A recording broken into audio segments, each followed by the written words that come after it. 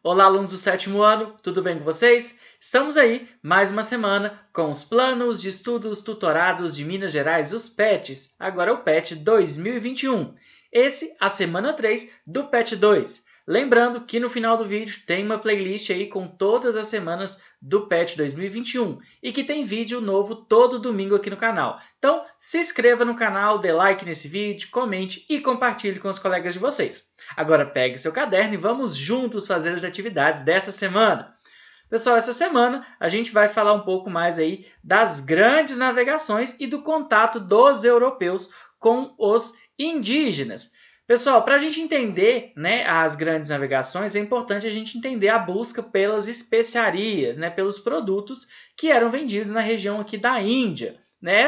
Esse comércio era feito a princípio, né, por terra, porém por problemas aí, né, com algumas populações que haviam conquistado alguns territórios aqui, os europeus estavam tendo dificuldade em chegar às Índias. Então, o que eles pensaram? Nós queremos uma nova rota comercial para a Índia, né? Uma das opções era contornar aqui o continente africano. Então, eles vão aí buscar, né, contornar esse continente para chegar às Índias. Era uma viagem bem difícil, né, principalmente aí por causa das correntes marítimas, das pedras, esse tipo de coisa.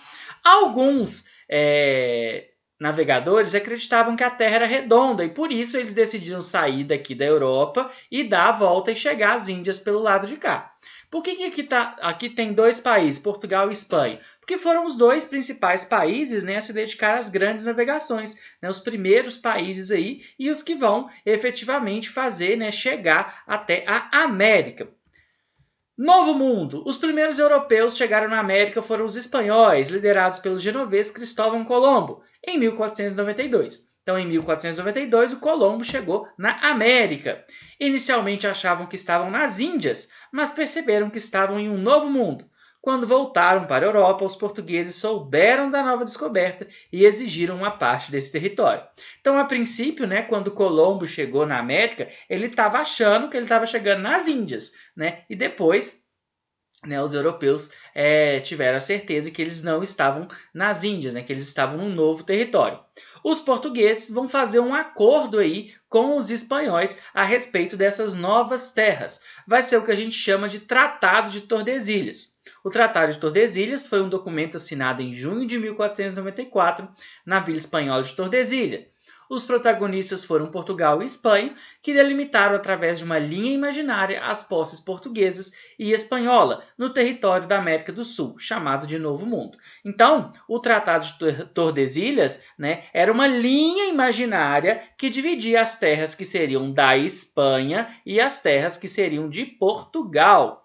Agora, o que é interessante a gente pensar no Tratado de Tordesilhas? Vamos lá, eles não tinham a real noção dos territórios que existiam, né, além mar, né, eles não tinham a totalidade aí da América. E os portugueses, eles vão chegar ao Brasil, né, a região onde hoje é o Brasil, depois que assinaram. Olha só, o Tratado de Tordesilhas foi assinado em 1494.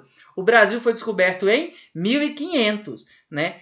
Esse outro mapa aqui, pessoal, traz, né, para a gente o que seria o Tratado de Tordesilhas. Ó. Então, pelo Tratado de Tordesilhas, só essa região aqui seria de Portugal e essa região aqui toda seria da Espanha. A gente sabe que, na verdade, Portugal foi aumentando seu domínio, olha só. Né? Bom, como eu falei para vocês, a chegada dos portugueses ao Brasil ocorreu em 22 de abril de 1500. Neste dia, navegantes liderados por Pedro Álvares Cabral desembarcaram na região da atual cidade de Porto Seguro. Lá permaneceram no dia 22 de abril a 2 de maio. O principal testemunho escrito da chegada dos portugueses foi o relato do escrivão Pero Vaz de Caminha, que passou a história como a Carta de Caminha. Então, né, o Pero Vaz de Caminha ele foi responsável por relatar em uma carta todas as descobertas, né, tudo que eles estavam vendo, né, para mandar para o rei, né, que era quem estava patrocinando a viagem. Pessoal, encontro de dois mundos. Por que encontro de dois mundos? Porque a realidade dos europeus, a vida, a cultura dos europeus era muito diferente da cultura, da vida dos índios, né, das populações indígenas daqui do Brasil, assim como das demais localidades da América. né? Aí é importante a gente pensar o seguinte: não existe cultura melhor ou pior, cultura mais evoluída ou menos evoluída. Existem culturas diferentes. Então a cultura dos europeus era diferente das culturas dos povos indígenas.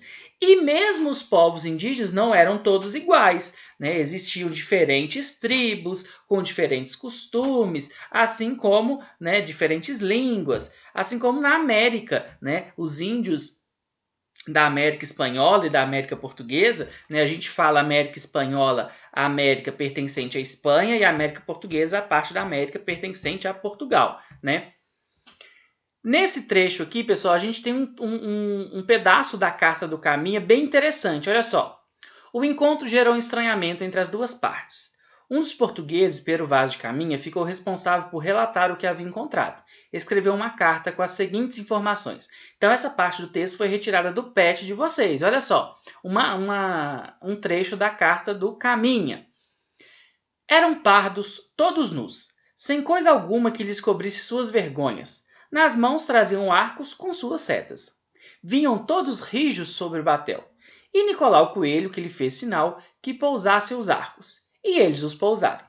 Ali não pôde deles haver fala, nem entendimento de provento por um mar quebrar na costa. A feição deles é serem pardos de maneira avermelhados, de bons rostos e bons narizes, bem feitos. Andam nus sem nenhuma cobertura, nem estima de cobrir ou de mostrar suas vergonhas. E nisso tem tanta inocência como em mostrar o rosto. Ambos traziam os beiços de baixos furados e metidos neles seus ossos brancos e verdadeiros, de comprimento de uma mão travessa, da grossura de um fuso de algodão, agudos na ponta, como um furador. Águas são muitas, infinitas, e de tal maneira graciosa que, querendo aproveitar, dar-se-á nela tudo, por bem das águas que tem. Porém, o melhor fruto que nela se pode fazer, me parece que será salvar essa gente. E essa deve ser a principal semente que Vossa Alteza em ela deve lançar. Então ele vai falando, né, de como ele está achando, né, dos índios, né, essa parte das suas vergonhas, né, são as partes íntimas. Então os índios andavam nus e os europeus vão achar isso muito estranho. Né? Alguns índios tinham, né, a boca furada, um osso, eles também vão achar aquilo estranho. Né? E eles já vão pensar, olha, essa gente aqui está esperando a gente salvar eles. A gente vai ver que esse salvar é catequizar, né? Levar o cristianismo aí para eles. Da mesma forma que os europeus vão se assustar com os índios também vão se assustar com os europeus. Olha só. Os indígenas também tiveram um estranhamento com os portugueses. Quando ofereceram vinho e mostraram uma galinha aos indígenas, eles ficaram espantados, pois não conheciam. As roupas dos portugueses também eram bastante diferentes para eles. Então, olha só, os índios tinham medo das galinhas, né?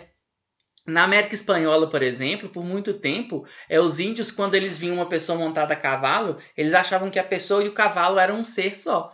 Então isso mostra o desconhecimento, né, tanto dos europeus com os índios, quanto dos índios com os europeus. Qual que é o grande problema que a gente tem? Que a gente tem os relatos dos europeus, né? A gente tem os relatos dos europeus, como que eles viram os índios e o que eles fizeram. Agora, os relatos dos índios a gente não tem, né? Porque como eles não tinham escrita, né, então não tem esses relatos. Mas existem estudos, né, para tentar descobrir aí o máximo possível sobre isso. Agora vamos aí às atividades, a melhor parte de todas aí. Vamos lá. É possível afirmar que os portugueses chegaram ao Brasil por acaso? Justifique. E aí? Eles chegaram por acaso ou não? A gente sabe, né, que o Tratado de Tordesilhas ele foi assinado antes da chegada no Brasil. Por isso, olha só, existem discussões sobre isso. Alguns historiadores acreditam que os portugueses já tinham informações das terras onde hoje é o Brasil. Outros acreditam que foi um erro no caminho para as Índias que trouxe Cabral até a costa. Então a gente tem essa discussão. Foi por acaso ou não foi? Uma outra discussão que a gente tem, né, é a questão do descobrimento. Né? Se falava muito em descobrimento do Brasil, hoje a gente não usa muito essa expressão. A gente fala o achamento. Por quê? Descobrir é descobrir uma coisa que ninguém conhece. E na verdade já tinha uma população vivendo aqui com uma história rica, uma cultura rica. Então, na verdade, não foi um descobrimento, né? Número 2, o que explica o que foi o Tratado de Tordesilhas. Facinho essa aí, né? O Tratado de Tordesilhas foi um documento assinado por Portugal e Espanha, que delimitavam através de uma linha imaginária as posses portuguesas e espanholas no território da América do Sul, chamado de Novo Continente, ou Novo Mundo. Então, o Tratado de Tordesilhas é esse documento, né, que Portugal e Espanha assinaram, dividindo lá, né, por uma linha imaginária as terras que seriam de um e do outro. Releia o trecho da Carta de Caminha e analise quais estranhamentos entre os dois povos durante o encontro. Trouxe para vocês marcado aqui algumas partes, olha só. Andam nus sem nenhuma cobertura, nem estimam de cobrir ou de mostrar suas vergonhas.